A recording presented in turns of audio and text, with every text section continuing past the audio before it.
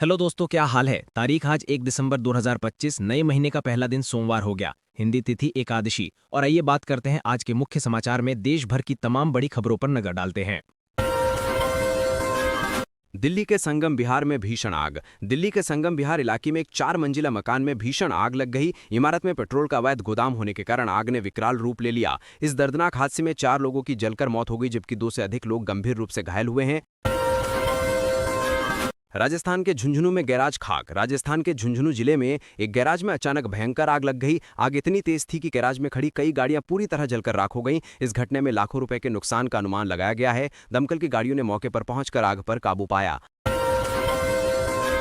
कानपुर कपड़ा फैक्ट्री में अग्निकांड। उत्तर प्रदेश के कानपुर में कपड़ा फैक्ट्री में भीषण आग लगने से इलाके में हड़कंप मच गया। आग की लपटें दूर तक दिखाई दे रही थीं। दमकल विभाग के कई गाड़ियों ने कड़ी मशक्कत के बाद आग पर काबू पाया। गनीमत रही कि कोई बड़ी जनहानि नहीं हुई।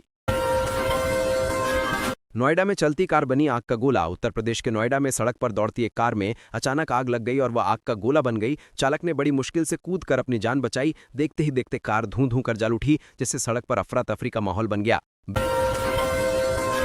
बीकानेर में पिकअप वैन में आग। राजस्थान के बीकानेर में एक चलती हुई पिकअप गाड़ी में अचानक आग लग गई। ड्राइवर ने सूझबूझ दिखाते हुए गाड़ी से कूदकर अपनी जान बचाई। आसपास के ग्रामीणों ने तत्परता दिखाते हुए आग पर काबू पाने की कोशिश की, लेकिन गाड़ी को काफी नुकसान पहुंचा। उदयपुर में ट्रैक्टर जलकर राख। राजस्थान के उदयपुर में एक ट्रैक्टर में आग लगने की घटना सामने आई। आग इतनी तेजी से फैली कि ट्रैक्टर पूरी तरह जलकर राख हो गया। चालक ने सही समय पर कूदकर अपनी जान बचाई। आग लगने के कारणों का अभी तक पता नहीं चल पाया है।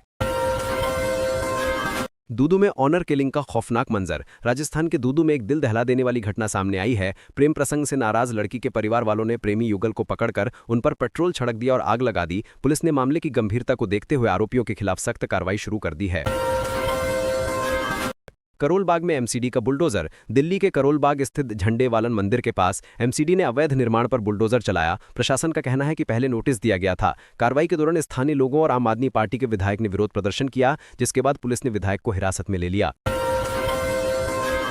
मेरठ में मकान खरीद पर बवाल। उत्तर प्रदेश के मेरठ में एक मुस्लिम व्यक्ति द्वारा मकान खरीदने पर हिंदू संगठनों ने जोरदार विरोध प्रदर्शन किया। हंगामे के बाद पुलिस ने हस्तक्षेप किया और मकान को खाली करवा दिया। इलाके में तनाव को देखते हुए पुलिस बल तैनात किया गया है ताकि शांति व्यवस्था बनी रहे।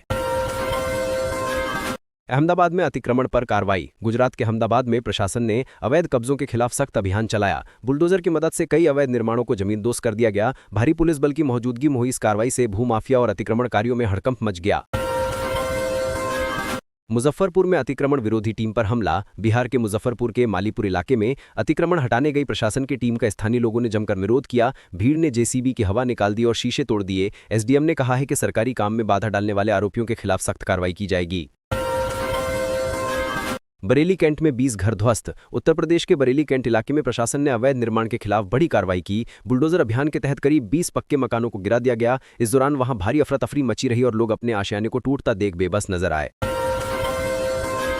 यमुनानगर में मस्जिद गिराने पर रोष। हरियाणा के यमुनानगर में मस्जिद गिराने की घटना के विरोध में मुस्लिम समुदाय ने थाने के बाहर जोरदार हंगामा किया। प्रदर्शनकारियों ने आरोपियों के खिलाफ सख्त कानूनी कार्रवाई की मांग की। पुलिस ने लोगों को समझा बुझाकर शांत कराया और मामले की जांच का भरोसा दिया। असम में एविक्शन 2.0। असम के मुख्यमंत्री हेमंत बिस्वा शर्मा ने घुसपैठियों के खिलाफ फिर से बुलडोजर कार्रवाई शुरू करने का संकेत दिया है। उन्होंने सोशल मीडिया पर एविक्शन 2.0 लिखते हुए बुलडोजर का वीडियो पोस्ट किया, जिससे साफ है कि राज्य सरकार अवैध कब्जों पर कड़ा रुख अपना रही है। उड़ीसा में भारी मात्रा में सोना चांदी बरामद। उड़ीसा के झारसुगुड़ा में छापेमारी के दौरान भारी मात्रा में सोना चांदी और नकदी बरामद हुई है। जब्त किए गए सोने चांदी की कीमत करोड़ों रुपए आंकी गई है। यह संपत्ति किसकी और कहां से आई, इसकी जांच एजेंसियां कर रही हैं। सलमान खान के खिलाफ प्रदर्शन। फिल्म अभिनेता सलमान खान के खिलाफ हिंदू संगठनों और साधु संतों ने विरोध प्रदर्शन किया। लोगों ने सड़कों पर उतरकर सलमान का पुतला दहन किया और आरोपी को फांसी देने की मांग की। यह प्रदर्शन हालिया विवादित बयानों और घटनाओं के संदर्भ में किया गया है। संसद के शीतकालीन सत्र की तैयारी। संसद के शीतकालीन सत्र शुरू होने से पहले आज सर्वदलीय बैठक बुलाई गई है। इस सत्र में सरकार वंदे मातरम की 185वीं वर्षगांठ मनाएगी। विपक्ष कई मुद्दों पर सरकार को घेरने की तैयारी में है, जिससे सत्र के हंगामेदार रहने के आसार हैं। पीएम मोदी का रायपुर दौरा। प्रधानमंत्री नरेंद्र मोदी छत्तीसगढ़ के रायपुर दौरे पर हैं। वे वहां आयोजित डीजीपी और आईजी कॉन्फ्रेंस को संबोधित करेंगे। इस दौरान केंद्रीय गृह मंत्री अमित शाह भी मौजूद रहेंगे। बैठक में देश की आंतरिक सुरक्षा और पुलिसिंग पर सुधार पर चर्चा होगी। मन की बात का 128वां संस्करण। प्रधानमंत्री नरेंद्र मोदी आज सुबह 11 बजे अपने मासिक रेडियो कार्यक्रम मन की बात के जरिए देशवासियों को संबोधित करेंगे। यह कार्यक्रम का 128वां संस्करण होगा। उम्मीद है कि पीएम इसमें सामाजिक मुद्दों और देश की उपलब्धियों पर चर्चा करेंगे। एमसीडी उपचुनाव के लिए वोटिंग। दिल्ली में एमसीडी उपचुनाव के लिए आज वोट डाले जा रहे हैं। चुनाव आयोग ने सभी तैयारियां पूरी कर ली हैं। बीजेपी और आम आदमी पार्टी के बीच कांटे की टक्कर मानी जा रही है। मतदाताओं की सुविधा के लिए दिल्ली मेट्रो ने सुबह 4 बजे से सेवाएं शुरू की।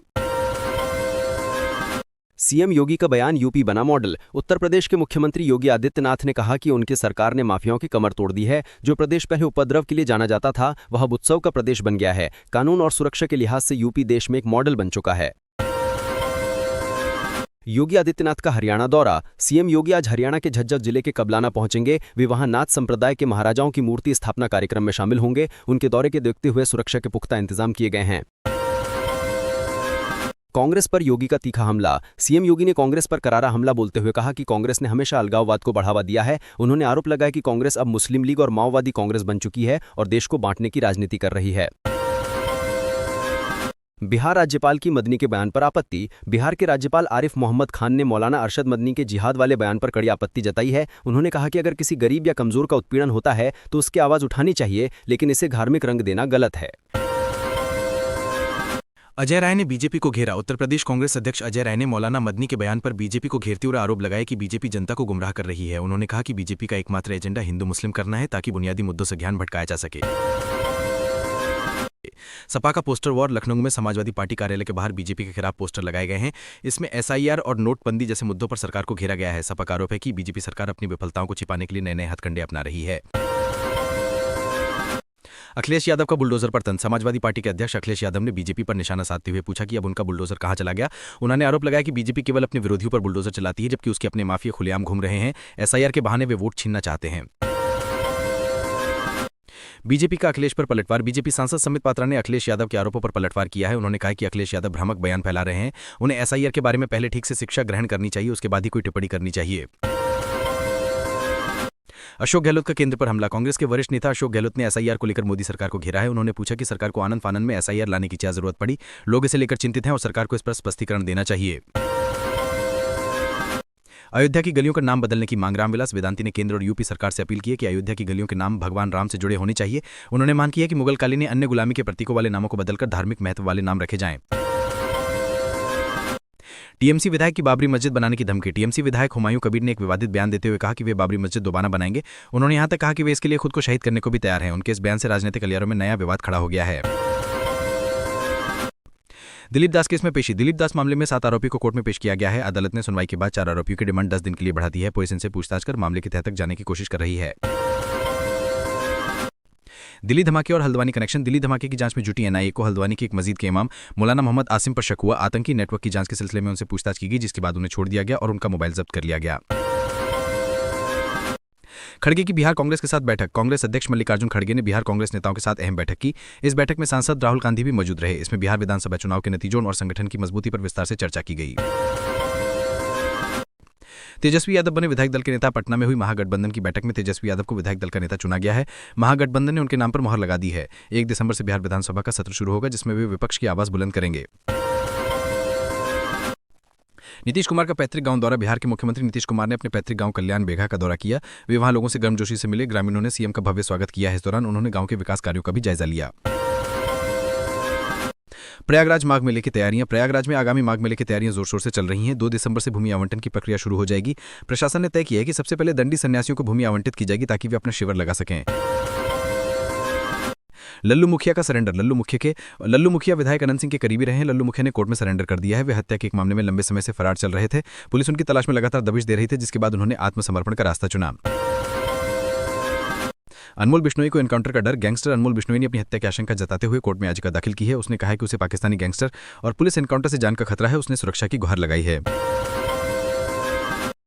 रक्षा मंत्री राजनाथ सिंह मसूरी में। रक्षा मंत्री राजनाथ सिंह देहरादून के मसूरी स्थित लाल बहादुर शास्त्री राष्ट्रीय प्रशासन अकादमी पहुंचे। वे वहां सौबे फाउंडेशन कोर्स के समर्पण समारोह में शामिल हुए। उन्होंने ट्रेनी अधिकारियों के साथ ग्रुप फोटो खिंचवाई और उन्हें राष्ट्र सेवा के लिए प्रेरित किया। अनंतनाग में मॉक ड्रिल। जम्मू कश्मीर के अनंतनाग स्थित ब्रिज बिहारा रेलवे स्टेशन पर सुरक्षा बलों ने मॉक ड्रिल किया। इसका उद्देश्य किसी भी आपात स्थिति से निपटने की तैयारियों को परखना था। जवानों ने आतंकवादी हमले जैसी स्थितियों को संभालने का अभ्यास किया। पुणे में वायुसेना का एयर शो। पुणे में भारतीय वायुसेना की सूर्य किरण टीम ने अपने बेहतरीन करतब दिखाए। 149वें कोर्स दीक्षा समारोह के दौरान आयोजित इस एयर शो में विमानों ने आसमान में हैरत अंगेज कलाबाजियां दिखाई, जिसे देखकर दर्शक रोमांचित हो उठे। वैष्णो देवी मेडिकल कॉलेज में विवाद। जम्मू की माता वैष्णो देवी मेडिकल कॉलेज में मुस्लिम छात्रों को एडमिशन को लेकर विवाद गहरा गया है। संघर्ष समिति ने विरोध प्रदर्शन किया है। रिपोर्ट के मुताबिक 50 में से 42 सीटों पर मुस्लिम छात्रों को एडमिशन मिलने पर सवाल उठाए जा रहे हैं। नक्सली लेखक का सरेंडर। नक्सलियों के लिए किताबें लिखने वाले एक लेखक ने अपनी पत्नी के साथ मध्य प्रदेश के बालाघाट में सुरक्षा बलों के सामने सरेंडर कर दिया है। उस पर लाखों रुपए का इनाम घोषित था। ये पुलिस के लिए नक्सल विरोधी अभियान में एक बड़ी सफलता मानी जा रही है। तमिलनाडु में चक्रवात फेंगल का कहर। चक्रवात फेंगल या दत्वा की लैंडफॉल के बाद तमिलनाडु और पुडुचेरी में तेज हवाओं के साथ भारी बारिश हो रही है। कई इलाके जलमग्न हो गए हैं, जिससे जनजीवन अस्त व्यस्त हो जाए है। एनडीआरएफ की 14 टीमें तैनात की हुई हैं और 10 टीमों को एयरलिफ्ट के लिए तैयार रखा गया है। नमक उत्पादन पर चक्रवात का असर। चक्रवात के कारण तमिलनाडु के नागपट्टिनम इलाके में नमक उत्पादन बुरी तरह प्रभावित हुआ है। भारी बारिश से करीब 9000 एकड़ में फैले नमक के खेत पानी में डूब गए हैं, जिससे नमक उत्पादकों को भारी आर्थिक नुकसान हुआ है। पुडुचेरी में रेड अलर्ट। चक्रवाती तूफान के चलते पुडुचेरी में रेड अलर्ट जारी किया गया है। समुद्र में ऊंची लहरें उठ रही हैं और तेज हवाएं चल रही हैं। प्रशासन ने लोगों को समुद्र स्थल से दूर रहने और सुरक्षित स्थानों पर रहने की सलाह दी है। दिल्ली में नकली सिगरेट बरामद। दिल्ली पुलिस ने छापेमारी कर भारी मात्रा में नकली सिगरेट बरामद की है। पुलिस ने 35,000 पैकेट नकली सिगरेट जब्त की और 2 आरोपियों को गिरफ्तार किया। ये गिरोह ब्रांडेड कंपनियों के नाम पर नकली माल बाजार में खपा रहा था। लुधियाना में बॉयलर फटा। पंजाब के लुधियाना में एक फैक्ट्री में बॉयलर फटने से बड़ा हादसा हुआ। इस घटना में एक व्यक्ति की मौत हो गई और एक अन्य घायल हो गया। धमाका इतना तेज था कि आसपास के लोग दहशत में घरों से बाहर निकल आए। बिहार में फूड पॉइजनिंग। बिहार के बाढ़ इलाके में कार्यक्रम के दौरान भोजन करने से 200 से ज्यादा लोग बीमार हो गए। सभी को फूड पॉइजनिंग की शिकायत हुई, जिसके बाद उन्हें अस्पतालों में भर्ती कराया गया। प्रशासन मामले की जांच कर रहा है। तो दोस्तों, आज के मुख्य समाचार यहीं खत्म होते हैं। उम्मीद है कि आपको सभी जरूरी अपडेट साफ साफ समझ आ गए होंगे। अगर आप इस न्यूज़ चैनल से जुड़े नहीं हैं तो अभी सब्सक्राइब कर लीजिए, बेल आइकन दबा दीजिए, ताकि देश दुनिया की ताज़ा खबरें सबसे पहले आपके मोबाइल पर मिलती रहें। वीडियो को लाइक और शेयर करना बिल्कुल मत भूलना। मिलते हैं फिर कल के ताज़ा अपडेट के साथ। धन्यवाद। जय हिंद।